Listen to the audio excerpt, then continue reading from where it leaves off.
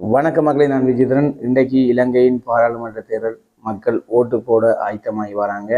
முதலாவது அனைத்து கட்சியைச் சேர்ந்த வேட்பாளர்களுக்கும் எங்களுடைய வாழ்த்துக்கள். நீங்கள் இப்போ 2024 பாராளுமன்ற தேர்தலில் பாராளுமன்ற உறுப்பினர் ஆகுவதற்கு எங்களுடைய மனப்பூர்வமான வாழ்த்துக்களை முதலாவது தெரிவித்துக் கொள்கிறோம். ரெண்டாவது, ஓட்டு போகிற பொதுமக்கள் சேஃபாக போய் ஓட்டு போட்டுருங்க. அது முக்கியம்.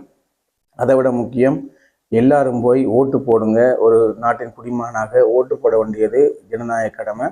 அதை கட்டாயமாக தவறாமல் எல்லாரும் கடமையாற்றிடுங்க. ஓட்டு போட வேண்டியது கட்டாயமாக அவசியமான ஒரு விடயம்.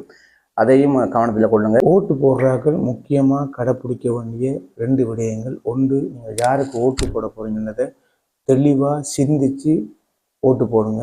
அதுதான் 5 வருடங்களுக்கு உங்களை ஆட்சி செய்ய போகிறதை தெளிவாக புரிஞ்சுக்கங்க. உங்கள் சார்பாக பாராளுமன்றத்துக்கு ஒரு பிரதிநிதி போக்க போகிறான்னு சொன்னால் நீங்கள் போடுற அந்த ஓட்டை வச்சு கொண்டு தான்.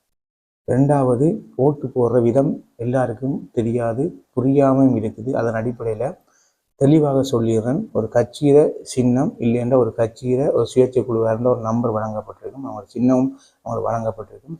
அந்த நம்பருக்கு ஒரு பெட்டி இருக்கும். அந்த நம்பரில் நீங்கள் தரையடையாளம் போடும் பொழுது, அது எந்த நம்பராக இருந்தால் கூட தரையடையாளம் போடும் பொழுது 4 மூலைகளை எதுலையுமே தரையடையாளம் முட்டாமல் பார்த்துக்கொள்ளுங்க.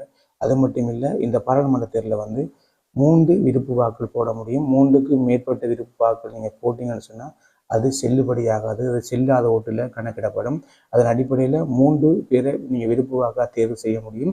ஆனால் 3 விருப்பு வாக்கும் அதே போன்று 4 பக்கமும் முட்டாத மாதிரி உள்ளடி போட வேண்டும். 3க்கு மேற்பட்டு எதையும் கேட்காதங்க, அது செல்லாத ஓட்டாக மாறும்.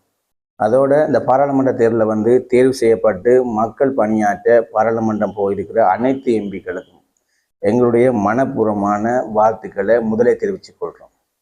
ஆனால் எங்கள்கிட்ட ஒரு சில நபர்கள், அதாவது நாங்கள் பொது இடங்கள் எங்களை காண்றவர்கள் எங்கள்கிட்ட கேட்குற கேள்வி, நீங்களே வைத்திய அதிகாரி அவைக்கணும் அவர்களுடன் இணைந்தீர்கள், இல்லை அவருடன் சேர்ந்து ஏன் பணியாற்றுகிறீர்கள்னு சொல்லி கேள்வி எழுப்புறீங்க. அது சம்மந்தமாக ஒரு வீடியோ பதிவு செஞ்சோம். ஆனால் சில தேர்தல் விதியின் உட்பட்டு அந்த வீடியோ அப்லோட் பண்ண முடியலைன்னு சொன்னால் அதன் சட்ட சிக்கல்கள் இருக்குது. அதை நான் சட்ட சிக்கலை எதிர்கொள்ள வேண்டிய நிலை ஏற்படும் என்ற காரணத்தால் அந்த வீடியோவை அப்லோட் செய்ய முடியலை. ஆனால் இன்று கிட்டத்தட்ட மாலை 6 மணிக்கு 14ஆம் தேதி மாலை 6 மணிக்கு அது சம்பந்தமான பூரண விளக்கம், அதாவது வைத்திய அதிகாரி ஆதித்யநாத் அவர்களுடன் ஏன் நாங்கள் சேர்ந்து பணியாற்றினோம்னு சொல்லி, நிச்சயமாக அவர் சார்பாக நின்றோம் என்று சொல்லி அனைத்து விளக்கங்களுடன் அந்த வீடியோ பதிவு இன்று மாலை 6 மணிக்கு எங்களுடைய யூடியூப் சேனலில் அப்லோட் ஆகும். முடிஞ்சால் எங்கள் சேனல் இதுவரைக்கும் நான் கேட்டதில் சப்ஸ்கிரைப் பண்ணி வச்சு பாருங்கள்.